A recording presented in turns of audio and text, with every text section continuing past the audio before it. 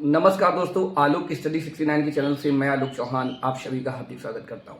कैसे हैं आप सब लोग? उम्मीद करता हूं सभी लोग ठीक ही होंगे, अच्छे से अपनी तैयारी कर रहे होंगे। यूपी टीईटी का शॉर्ट नोटिफिकेशन आपका आ भी गया है। संभवतः 28 तारीख को जो है आपके आवेदन स्टार्ट भी हो जाएंगे, 28 मार्च से।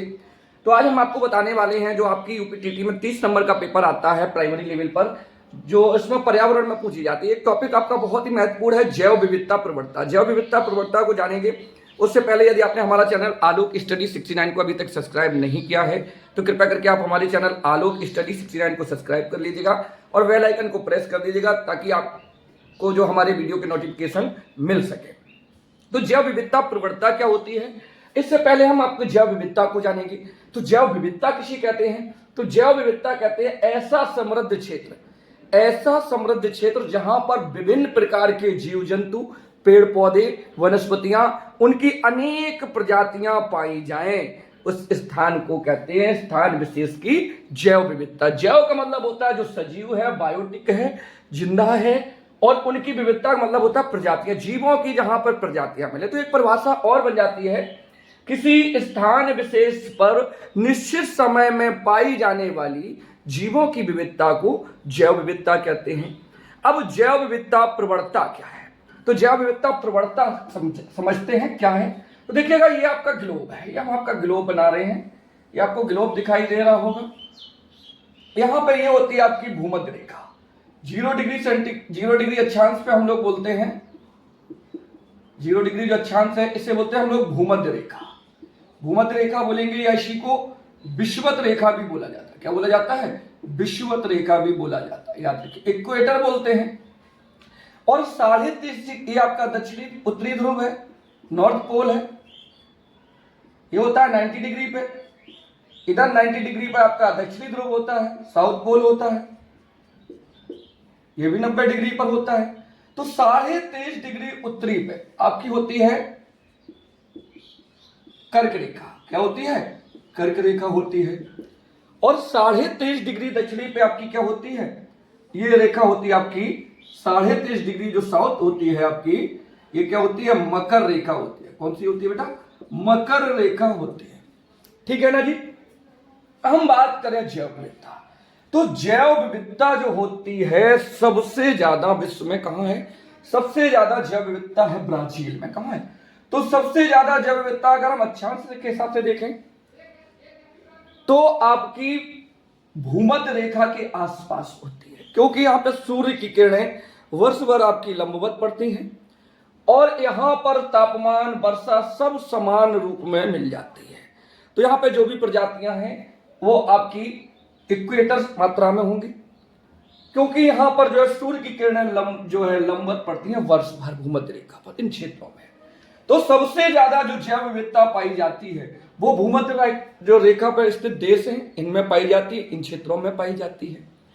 और अगर हम देखें तो एक और बात आपको बता रहा है, ये जो क्षेत्र है आपका कर्क रेखा और मकर रेखा के बीच का क्षेत्र, यानी कि 23.5 डिग्री उत्तरी से 23.5 डिग्री दक्षिणी का ये जो क्षेत्र है, इस क्षेत्र को हम लोग बोलते हैं उष्णकटिबंधीय क्षेत्र। क्या बोला जाता है? उष्णकटिबंधीय क्षेत्र।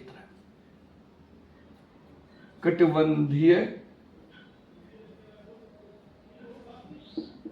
क्षेत्र, उष्णकटिबंधीय क्षेत्र बोला जाता है।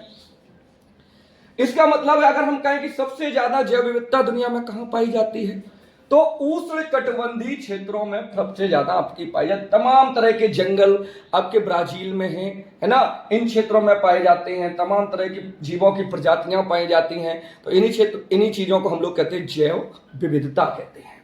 तो अगर पूछ दिया जाए क्वेश्चन कि सबसे ज्यादा किस क्षेत्र में जैव विविधता पाई जाएगी, तो उष्णकटिबंधीय क्षेत्र में पाई जाएगी। कहां पाई जाएगी? उष्णकटिबंधीय क्षेत्र में पाई जाती है। और उष्णकटिबंधीय क्षेत्र कौन सा होता है? तो मेरे भैया आपको पता होना चाहिए कि भूमध्य रेखा से 23.5 उत्तरी और 23.5 दक्षिणी क्षेत्र को उष्णकटिबंधीय क्षेत्र कहते हैं। अथवा मकर रेखा और कर्क रेखा के बीच का जो क्षेत्र है ये क्या कहलाता है? उष्णकटिबंधीय क्षेत्र कहलाता है। इस क्षेत्र में जैव विविधता आपकी पर्याप्त मात्रा में पाई जाती है। अब जैव विविधता प्रवणता किसे कहते हैं? तो जैव विविधता प्रवणता किसे कहते हैं? देखिए, ये आपकी भूमध्य रेखा है, ये आपका सेंट्रल है। ठीक है। अगर हम देखें कि भूमध्य रेखा से, ये जो इक्वेटर लाइन है आपकी, मध्य लाइन है, सेंट्रल लाइन है, अगर हम देखें भूमध्य रेखा सबसे ज्यादा कहां होगी, सॉरी जैव विविधता सबसे ज्यादा कहां होगी, सॉरी जैव विविधता होगी भूमध्य रेखा पर, है ना। तो जैव विविधता सबसे ज्यादा, अगर हम जैव विविधता से यहां से दूर हटने लगे, यानी कि जैव विविधता से अगर हम ध्रुवों की ओर बढ़ने लगे, इस ओर बढ़ने लगे, तो जैव विविधता आपकी घटेगी। भूमध्य रेखा से अगर हम ध्रुवों की ओर बढ़ते हैं तो जैव विविधता कम होती है।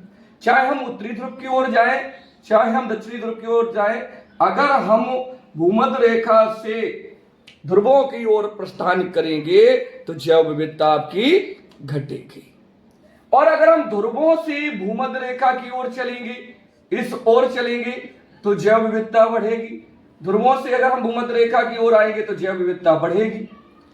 जैव विविधता घटने और बढ़ने के इसी अंतर को कहा जाता है जैव विविधता प्रवणता, यानी कि जैव विविधता के अंतर को कहा जाता है जैव विविधता प्रवणता।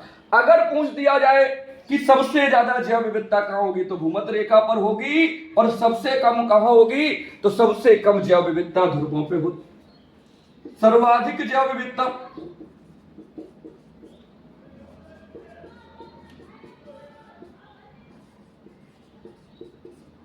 भूमध्य रेखा पर,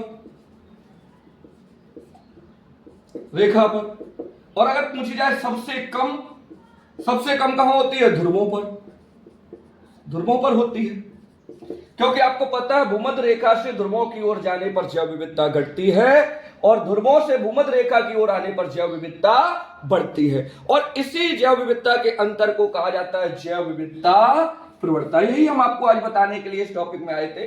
तो याद रखिएगा, अब दुनिया में सबसे ज्यादा जैव विविधता वाला देश, सर्वाधिक जैव विविधता वाला जो देश है वो कौन सा है, ब्राजील है। कौन सा है, ब्राजील है। सबसे ज्यादा जैव विविधता कहां आपकी पाई जाती है, ब्राजील में। और भारत का स्थान कौन सा है, भारत का स्थान है जैव विविधता में, तो भारत का जैव विविधता में बेटा 8वां स्थान है। और भारत में सबसे ज्यादा जैव विविधता भारत में कहां पाई जाती है, अगर हम भारत में बात करें तो पश्चिमी घाट में पाई जाती है। कहां पाई जाती है, पश्चिमी घाट में मेरे भैया पाई जाती है। और पश्चिमी घाट में भी कहां पाई जाती है, तो केरल में पाई जाती है। और केरल में भी आपसे पूछ ले तो पश्चिमी घाट में, केरल में कहां पाई जाती है, शांत घाटी में पाई जाती है। कहां पाई जाती है, शांत घाटी राष्ट्रीय उद्यान जो है इसमें पाई जाती है। शांत घाटी नेशनल पार्क जो है इसमें पाई जाती है, नेशनल पार्क। ये कहां है, केरल में है। कहां पर है, केरल में है। याद रखिएगा, केरल के शांत घाटी नेशनल पार्क में सबसे ज्यादा जैव विविधता पाई जाती है। यहां से आप इसका स्क्रीनशॉट भी ले सकते हैं, और अगले वीडियो में हम आपको बताएंगे जैव विविधता हॉटस्पॉट के बारे में। अगर वीडियो पसंद आई हो तो वीडियो को लाइक एंड शेयर जरूर करना। यदि आप हमारे चैनल पर नए हैं तो चैनल को जरूर सब्सक्राइब करिएगा। Thank you for watching.